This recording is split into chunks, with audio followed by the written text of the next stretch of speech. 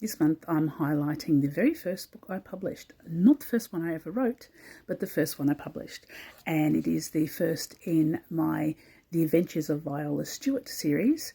And it is called Doc Jack and Other Tales. And it has 2 short stories and a longer novella.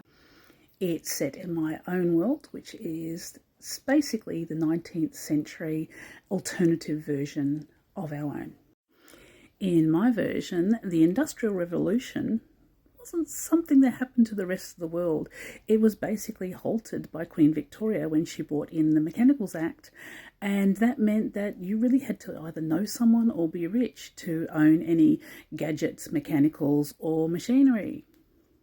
In the first short story, we find out what actually happened to make Queen Victoria hate mechanicals and gadgets and machinery so much that she brought in the Mechanicals Act. And it is set when Viola, our heroine, our main character, is a child, and she actually gets first run-in with the secret society, the Men in Grey. The second short story is when Viola is now an adult. She's been widowed and she is working as an optician, and she discovers that there's children from the streets are going missing, and so that's her very first investigation. And who is Viola Stewart? Well, she is a very intelligent woman. She studied medicine in Edinburgh, but Victorian society didn't hold with women doing doctoring stuff. So she got married and moved to London.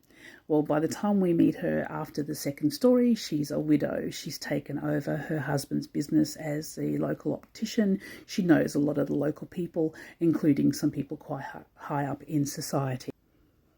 And one of her friends is a certain Dr. Doyle, who studied with her in Edinburgh, and he has a habit of giving her these detective stories, which was a new thing at the time. So she gets these books and she really gets the bug of investigating. So Viola ends up a bit like a Victorian young version of Jessica Fletcher from Murder, She Wrote, and everywhere she goes she finds dead bodies and she just has to investigate and find out what's going on. What helps or doesn't help, or helps, is that she has another friend, Dr. Henry Collins, who wants to be a bit more of a friend, and he is a police surgeon for the local cops. And so she tends to get an in on some of the information and goes from there. And that brings us up to the main story about Jack the Ripper, and I'm going to have to do that in another post.